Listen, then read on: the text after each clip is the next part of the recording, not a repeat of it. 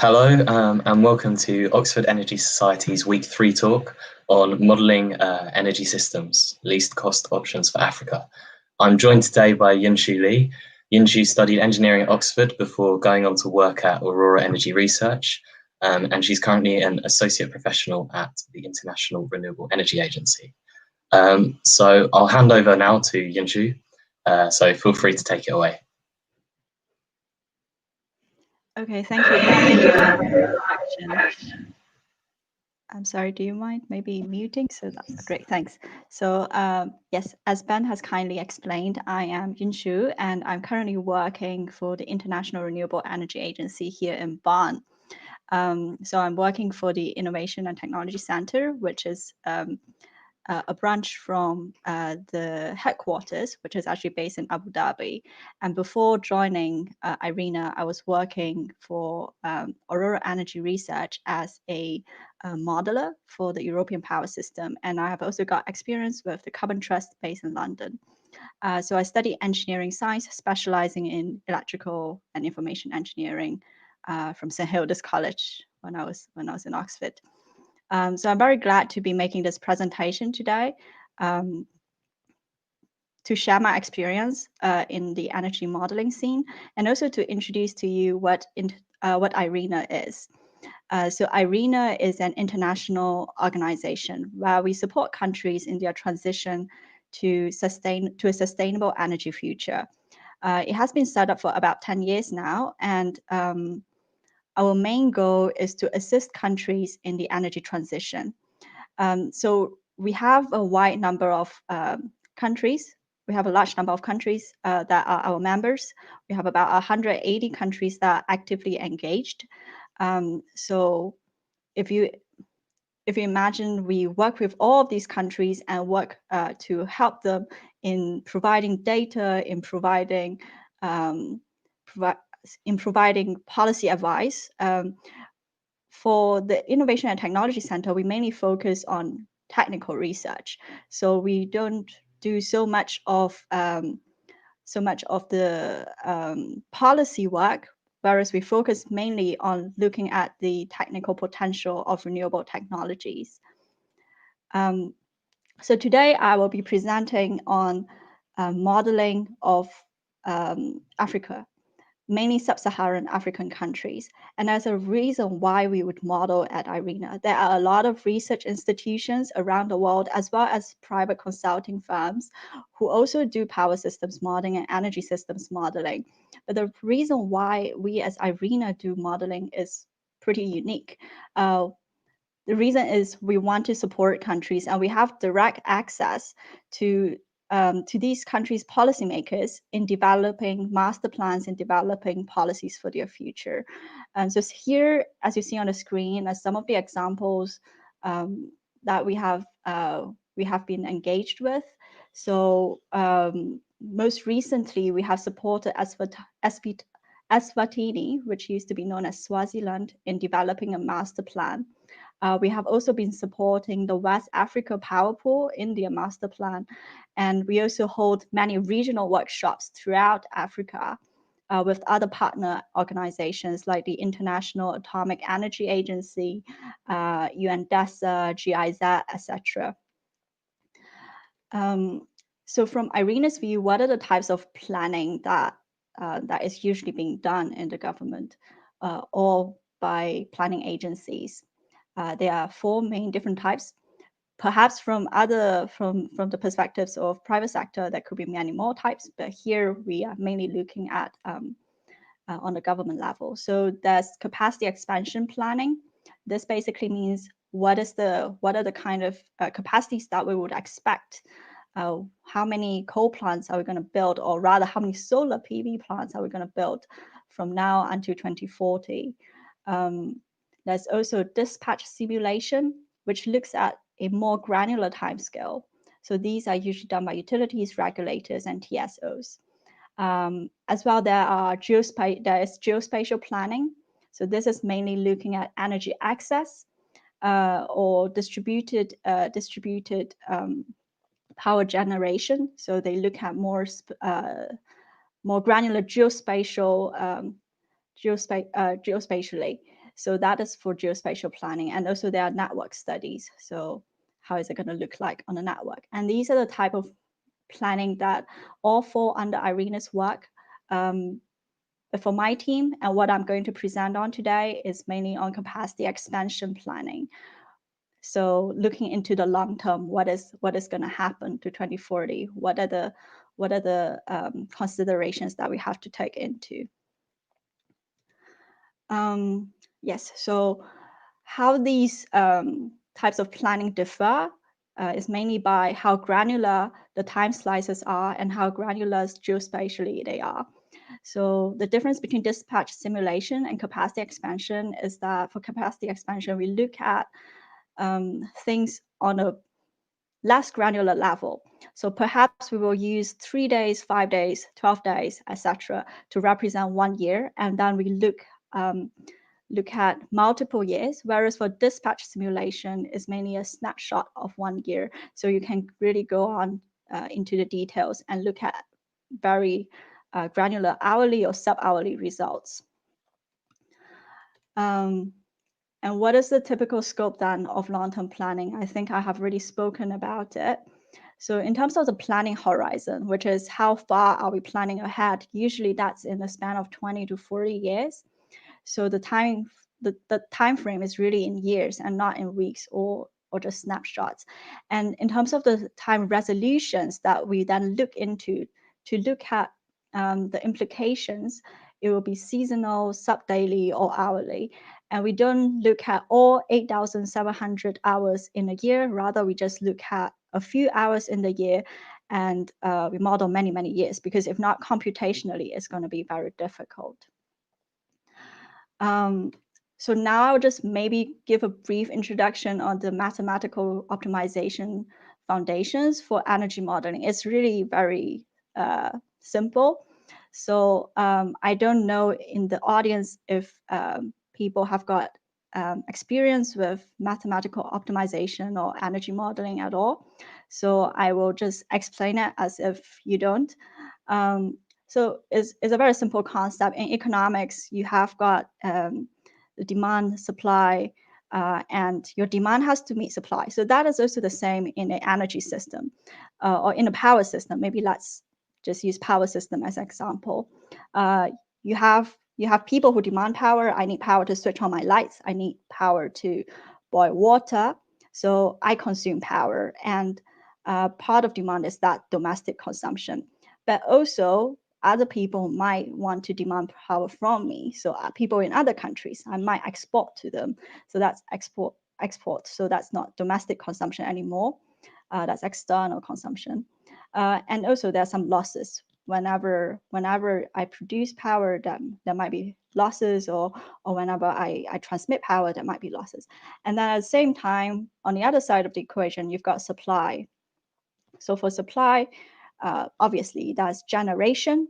So what your domestic generation is, how many megawatt can your wind plant produce? But also, what are you importing from your neighboring country? What is the UK importing from France, for example? And also sometimes if this equation is not being met, then there is unserved energy, and that is basically your blackouts. So that is how we would define a power system generally in this type of modeling for optimization. And what are we really looking at is what is the most optimal configuration of supply? How many wind plants should we build in order to meet demand? How many solar plants? Or rather, what is the percentage, capacity percentage of solar or wind that we should have in our energy mix from here up until 2040? And to determine that mix, we look at costs. So really, what we are trying to find is what is the cost optimal system. And cost comprises many different things. There is investment cost, so that is your capex, and there's also fixed operating and maintenance cost. So basically, the cost that you have to that is you incur maybe every year on a particular plant, and there's also variable operating and maintenance cost. So that's the cost which is dependent on how much you would produce, and also of course fuel cost and etc. So for etc, you can define many other different types of costs. For example, the cost of unserved energy, or you can even have another equation which is maybe say, I also want to minimize carbon dioxide emissions. So right now, we just look at minimizing the total system cost. There can also be other constraints, so operational constraints. How much can your power plant ramp up in a single hour? There can also be targets. Maybe I can put in my model that by 2040, I would like to have at least 60% of renewables penetration. There can also be policy constraints. For example, in Germany here, there is there needs to be curtailment of solar and wind if power prices fall below a certain value. So there are all these constraints which can be put into the model, and then we minimize the total system cost. So that is a summary of what generally mathematical optimization for energy systems are about. For now, maybe I will bring that to a case study for East and Southern Africa. So in Africa, it's pretty unique in that you have many different power pools. So you've got 5 different power pools: North, West, East, Central, and Southern. And sometimes a single country can belong in multiple power pools. So for example, the DRC is both part of the Central Africa as well as the East and the Southern Africa power pools. Today, maybe we focus on the East and Southern Africa power pools for today. So the background of this work is actually, as mentioned previously, we do this type of modeling in order to support countries in their capacity building activities, which means we will have a model and then we calibrate it to reflect reality, and we provide a basic framework to countries that would like to model on their own. So for example, right now in Cameroon, they have expressed interest in our capacity building activities. So we are coming up with a model for Central Africa, which they can then use and improve upon. So we are not really giving them a model that they will that is already set in stone. We basically give them a framework, which then they use to improve on. So our most recent study was actually done on East and Southern Africa. So we call that the Africa Clean Energy Corridor in Irena. So that is to be, or rather that has already been interconnectors that link up East and Southern Africa so that they can transmit power. And there is a lot of potential in this corridor because, as we know, Africa has a lot of renewable resources and is really too rich to be poor. So this report that we are producing will come up very soon, maybe in the next month or so. So if you're interested, we'll be very happy to share that with you. And today I'll present some of the findings from that report. Firstly, maybe we can look at how the demand prospects are for Africa on the whole. So Africa's electricity consumption has been increasing. Over the last 25 years, we've got almost a doubling of consumption. Also, capacity for renewables has doubled in the last 10 years. So as you can see on the graph on the right, originally it was mostly, well, rather in the year 2000, it was mostly hydropower. But in very recent years, we've also seen a growth in the capacity of solar PV, onshore wind, and this phenomenon is very exciting for us, especially for us at Irena. And also, not only do we see the power consumption going up, We also, of course, have seen that the cost of production of renewables have gone down by quite a bit in the last 10 years as well. So this is these are some charts which show the recent statistics that my colleagues have put together. So in the last 10 years, for example, the LCOE of solar PV has reduced by almost 90%. But what do we have today? Today, we still have maybe, or rather in 2017, we still have about 45% of the population, that only 45% of the population had access to electricity. So we still have 55% in sub-Saharan Africa that doesn't have access to electricity. And expanding on that demand is basically what would drive the growth of consumption in the future. So right now, the electric power consumption is also pretty low in sub-Saharan Africa. It's only about 490 kilowatt hour in 2014.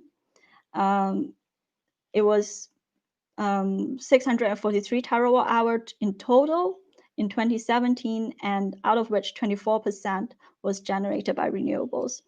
So if you look at the table on the right, what we see is that in Africa, there's really a lot of potential.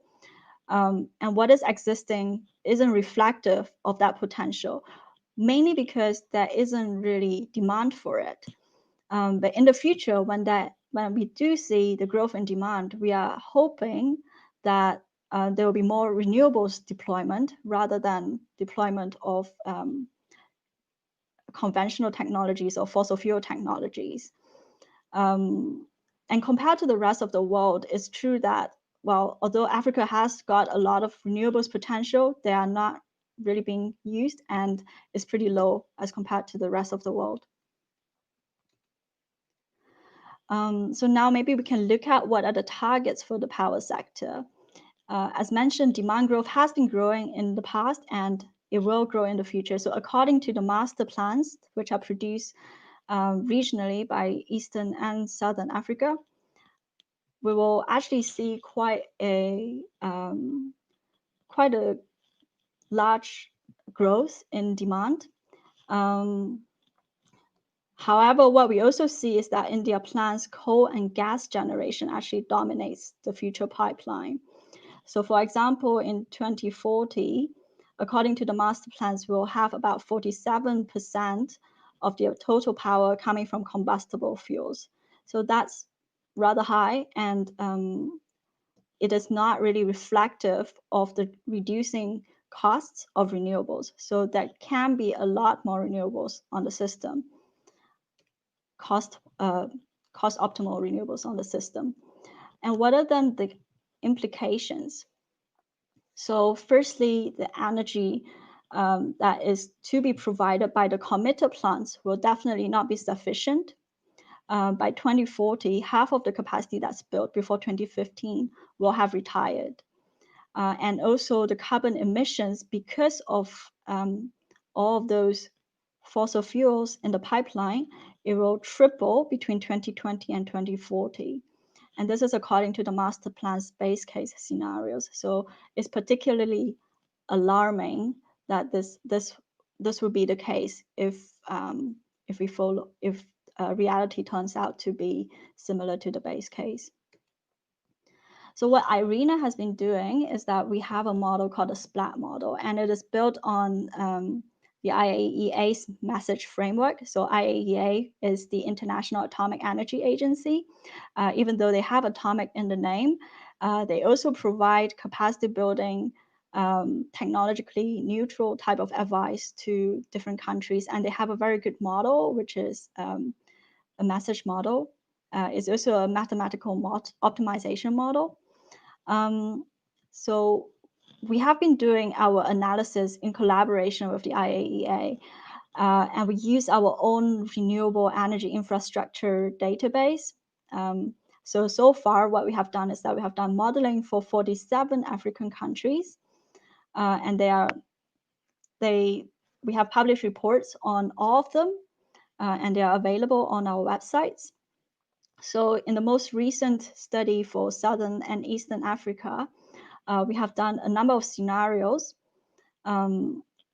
We have investigated the targets that could be implemented, so VRE penetration targets, the hydropower availability, as well as the availability of transmission infrastructure. So these were the 3 different types of scenarios that we have analyzed, and now I will briefly go through our findings. Oh, sorry, I'll briefly go through like maybe an improvement to our methodology. So as mentioned before, in sub-Saharan Africa, there's a lot of resource, and to quantify these resources, we have actually developed a methodology called zoning. This basically means that we look at clusters of renewable zones. We basically take a large piece of land, and then we divide that into small areas, and for each of the area, it will have a type of resource potential as well as cost, and also other attributes like distance to transmission lines. And using these parameters, we then recluster these small areas into project size zones. So in altogether, together with Berkeley University, we actually came up with 2,500 solar PV zones and 1,500 wind zones for Southern and Eastern Africa. And out of these zones, we can't possibly model all of them. So we had to then pick a number of them that seemed to be desirable. And for that, we use a multi-criteria scoring tool. So our main criteria were the distance to the transmission line, the LCOE, and the capacity value. So altogether, we managed to come up with about 330 solar PV zones and wind zones for the 2 power pools, and that's all we modeled they were all modeled in our optimization model. So as explained earlier on, what we are really modeling was the best configuration for supply to meet demand. What is the solution with the lowest system cost? So with these zone-specific parameters and profiles, we were able to define, we were able to identify likely projects that would be built using this type of framework. So on the slides now, you will be able to see where these zones are located. So on the left is solar zones, and on the right, there are wind zones. And we also not only accounted for the production cost as well as the capital cost, but also the transmission cost. So with the data on distance to transmission line, we converted that to a type of transmission cost. So it's not very likely then for a solar plant that is maybe super far away from the grid to then be built. So that's our approach. And here are some of our results. So what we actually found was that the 2 power pools, they're combined, they're capable of having at least 36% of VRE penetration in the reference scenario. And this is already higher than the master plan's projections. Not only that, cost-effective VRE projects are very well distributed. So on the on the map on the right of the slide, you'll be able to see where the zones are actually built in the results. So these are the zones which could be built by 2040 in the least cost scenario. And what is most exciting maybe is that it will really reduce carbon dioxide emissions by quite a bit. So on the graph on the right, again, you see that with the master plans, which is the orange line, CO2 production would triple, whereas with our scenarios, they are probably going to peak by 2025 and actually decrease to maybe 2020 levels by 2040. And this wouldn't have been possible without the deployment of renewables. Not only that, we also look at trade. So trade is very interesting because in Africa, you've got regions where there's a lot of wind and regions where there's a lot of solar and regions where there's a lot of hydro. So a complementary profile would mean that in an area where there's a lot of solar, you can sort of use that production in the day and export it to other countries that maybe doesn't have as much solar in the day. And also, if you've got a lot of hydro, you can use that sort of pattern to balance off with another country that doesn't have solar production in the day. So, for example, in the case of DRC and Rwanda, what we could actually observe in our scenarios would be that in 2040, whatever is produced in Rwanda in the day by solar PV would definitely not be sufficient. Well, they will not be producing at night. So with that, they will be able to import some of the hydropower that the DRC would then be producing. And right now, there's a lot of interest in this area. So we have been working with ALDA as well as the African Union in both the APIDA program, which is the Program for Infrastructure Development in Africa, as well as a transmission master plan, where they would actually like to perform this type of modeling for the whole of Africa with all the power pools connected. And in terms of investment costs, what we actually see is that obviously cumulative investment cost is going to increase, but in the future, most of the investment will actually come from solar and wind if we would like the system to be cost optimal. So here is a slide which can show you some of the generation options in detail using an animation. So on the right, we actually see what is getting produced in the two power pools. And if we zoom in on solar PV, obviously you'll be able to see that it's kind of pulsing. So in the day it produces, and then in the night it decreases. And over the years, the circles get bigger. So over the years, there's going to be more and more solar PV. Whereas for the wind, you actually see pretty stable production in the day. But also over the years, you've got more wind zones that can be developed. Yes, so this is probably the same as the last slide. And out of all the zones that we modeled, what we actually did was then further identify high potential zones. So we used a number of criteria like the robustness of the zones, whether they are robust across all of the scenarios, whether they build, and also in terms of how much they would build. So using these criteria, we then zoom in on 9 zones.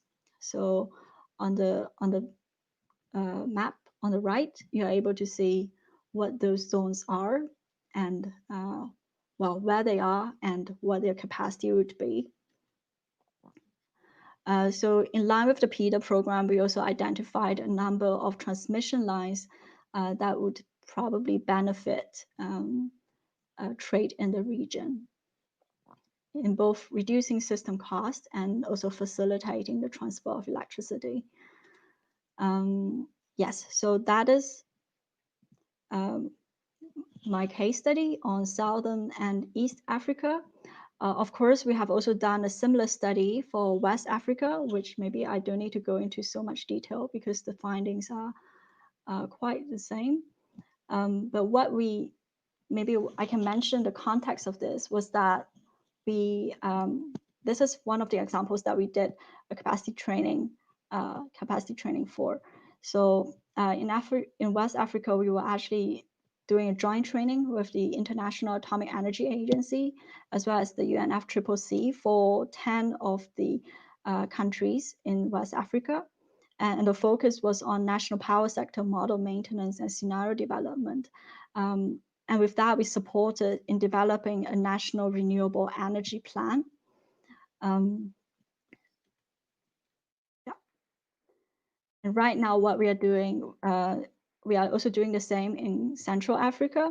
So now we are re-updating our model in Central Africa And we will be doing the capacity training activities soon as well. So the end product will be a regional renewable energy roadmap for the region. And out of all of these Central African countries, we are also focusing on Cameroon. So for Cameroon, we are actually doing a national type of capacity training. So the capacity trainings that we do are both national as well as regional. And also we are supporting the development of a master plan over there. Yes, so that is basically the end of my presentation. I hope it is clear, but if you have any questions, please just feel free to type them into the comments. Hi, in the meantime, I've got a couple of questions. Sure. So one thing that you mentioned is that like the levelized cost of solar has fallen by like almost 90%. I was just wondering, do you see it falling as fast into the future, or do you think we've kind of benefited from that significant falling costs already? Okay, well, if we look at maybe the trends for the last few years, it looks like it might still fall quite a bit in the future. Although I can't say for sure whether that will happen. What we have at Irena is a database of all of the projects that countries have submitted to us. And we basically get our cost data from that. And what you are asking is really very interesting because it actually forms the basis for our modeling work as well. Our cost assumptions actually has a very huge impact on how much renewables that we will see in the future. So let's say you've got a cost that is maybe falling, but not really falling so much, then maybe you will not see so much solar. Whereas in our model, what we actually see is that we didn't make very ambitious targets for costs. Actually, our costs were quite realistic, and the study was done maybe 2 or 3 years back. So actually, solar cost has already fallen below what we put in our model, and yet we see that type of growth in renewables. So imagine if that cost is to get even lower. Yeah, so maybe we can say that the cost of solar PV and wind are already competitive enough to compete with other types of generation like coal and gas. Okay, thank you. Yeah, that makes sense. As well, so in the modelling, you split up Africa into 5 parts. And I know you focused on the East and the South. To what extent do you need to take into account like variation between countries in terms of regulation or policy or stuff like that with your modelling? Yes, well, as much as you want to. So you can go really deep and, well, calibrate all of your countries to the policies that they implement in the countries. But maybe that is not too practical, and the effect that you and the benefit that you gain is maybe marginal for certain smaller countries if you look at everything on a regional level. For example, South Africa and Egypt, they actually have their demand is probably much higher as compared to another country like Rwanda. And of course, you can model Rwanda to a very high detail, but it is not necessary in such a regional model. Perhaps it's more necessary to get the policies for South Africa and Egypt right. And that can already answer many of the questions. Okay, thank you. Yeah, that makes sense. I've noticed we've got a question from Sylvester from YouTube. Can you see that? Yeah. Okay, so I'll just read out the question. It says, do you have any insights on future exports of renewable energy from Africa to Europe? Is this something that Irena has modeled for? Will it be significant as compared to the domestic consumption?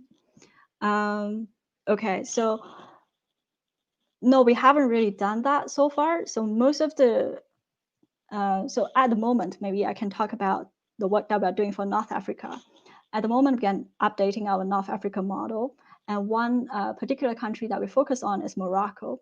And for that, we did model hydrogen exports.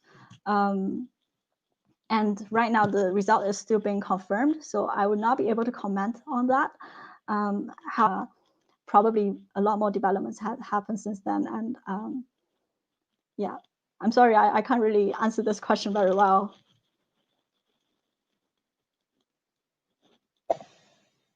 Okay, thanks. Yeah, no, I think that was a good answer. But yeah, I've got one last question.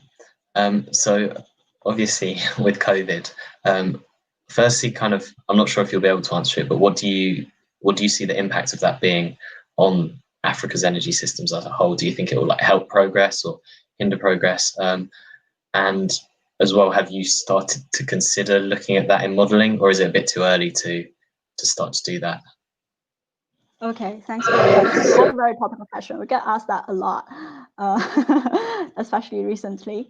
Okay, so yes, well, the type of modeling that we do are really long term, like 20 to 40 years. So obviously, COVID has a huge impact on the world right now, and also in Africa, that in South Africa, especially being affected by the situation. I wouldn't be able to comment on that from a institutional perspective. However, I do believe that it probably wouldn't, given the falling renewables costs and the fact that wind production, wind turbines are getting more efficient, and solar as well. You have more advanced solar technologies. Is probably not going to affect the technical competitiveness of renewables in the long run.